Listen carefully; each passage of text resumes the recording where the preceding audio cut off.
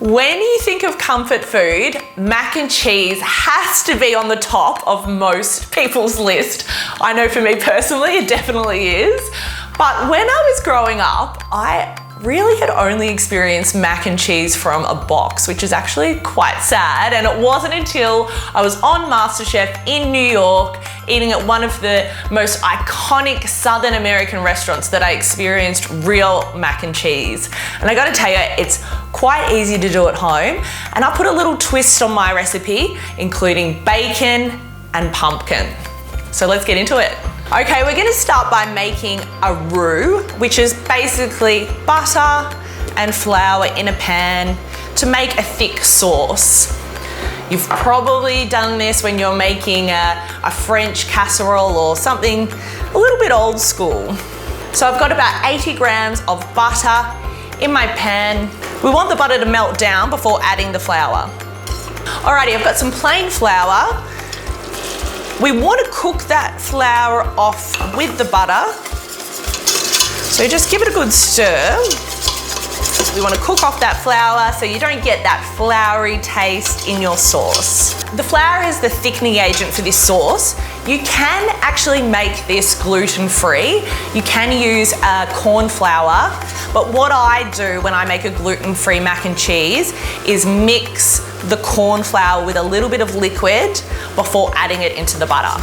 After a few minutes, you'll see it gets foamy and bubbly, which is what you're looking for. And we can start to add our full cream milk straight into the pan and give it a good whisk as you're adding the milk. It might clump up a little bit, but don't stress. Just keep whisking. So the milk's coming to the boil now, and you can see that it's getting nice and thick. I'm just gonna keep an eye on it and see if it needs a little bit more milk added to it, because I don't want it to be super, super thick. Alrighty, so at this point, I'm gonna season my sauce. I've got some salt flakes, a little bit of cracked pepper, and this is where you can be a little bit sneaky and add in some veggies. Now, the reason why I love adding pumpkin into this is because pumpkin's naturally sweet, and it kind of reminds me of that fake mac and cheese that I used to eat as a kid. I don't know why, there's something comforting about it. And it's really easy just to steam your pumpkin and blitz it up until you get a smooth puree. If I'm cooking this for my kids, I always add in some extra veggies. So you could put in things like steamed cauliflower, peas, even some carrots or sweet potato would be perfect as well. You can see that this sauce has become a little bit orange, which is what I'm looking for. I'm a massive fan of adding smoked paprika into mac and cheese. You can leave it out, but it does give this dish a little bit of a smoky flavor. And of course, we have to add in our cheese to our mac and cheese. And I've just grated some tasty cheese or cheddar cheese, probably about 250 grams. We want to also leave a little bit of cheese to sprinkle on top. Turn the heat off, whisk in your cheese. This is so decadent. With your pasta, you can use macaroni. I've used some little elbows. It is important to not overcook your pasta because you don't want super soft mac and cheese. A little bit undercooked is perfect because it's going to keep cooking once we put it in the oven. This is going to go straight into my cheesy sauce. Stir that through. To finish off my mac and cheese, I'm going to make a little bit of an extra indulgent crunch. I've got some panko bread crumbs and I'm going to cook that with some bacon.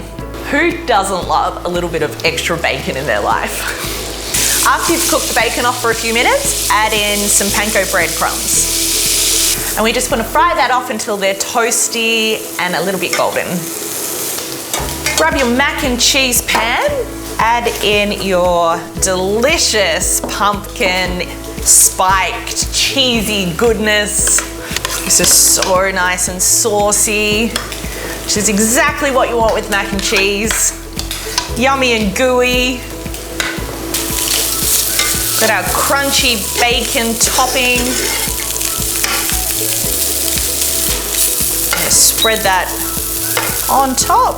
Now remember, this is going to cook a little bit more in the oven. Finish with a little bit of extra grated cheese on top. Now this is ready to go straight into the oven and bake for around 15 to 20 minutes.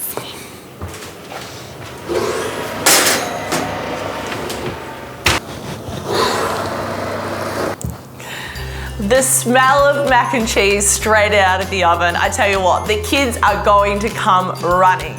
This is indulgence at its best, and I tell you what, it's going to make an ideal dish for your next family movie night indoors.